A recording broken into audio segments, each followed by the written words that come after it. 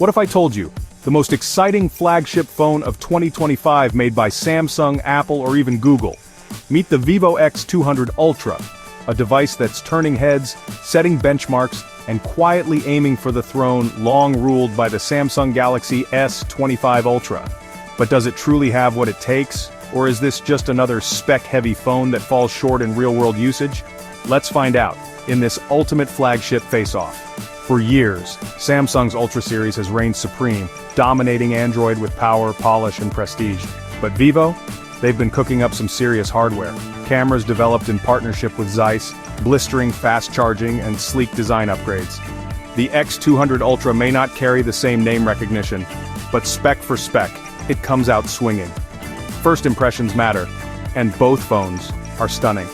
Samsung stays sharp with industrial elegance, squared edges, a massive slab of Gorilla Armor glass, and that signature Ultra camera island. Vivo counters with fluid curves, vegan leather options, and a ceramic back that feels like premium art. Both are IP68 rated. But here's the difference. Vivo is lighter, thinner, and somehow feels more futuristic in the hand.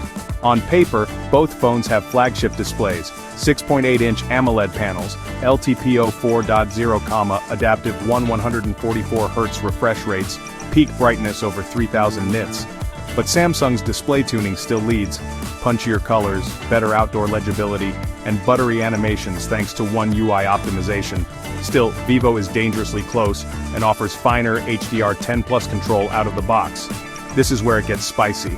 The Galaxy S25 Ultra features a 200MP primary sensor, 50MP ultra-wide, and 2 telephoto lenses, including a 5x folded zoom. Vivo, 1-inch 50MP main sensor, Zeiss APO-certified periscope zoom, and Vivo's insane low-light processing.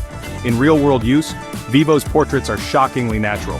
Night shots are clearer with less grain, and video stabilization is finally catching up to Samsung's gold standard. Samsung still wins with its 100x space zoom and native RAW support, but in most conditions, it's neck and neck.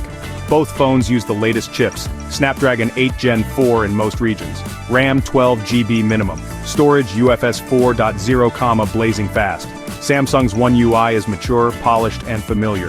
Vivo's Fun Touch OS is cleaner this year with less bloat and more AI-powered shortcuts. Performance-wise, there's no lag, gaming is smooth, multitasking is flawless. But Samsung still leads in software longevity, promising 7 years of updates compared to Vivo's 4. Vivo brings 100W wired and 50W wireless charging, topping up in under 25 minutes.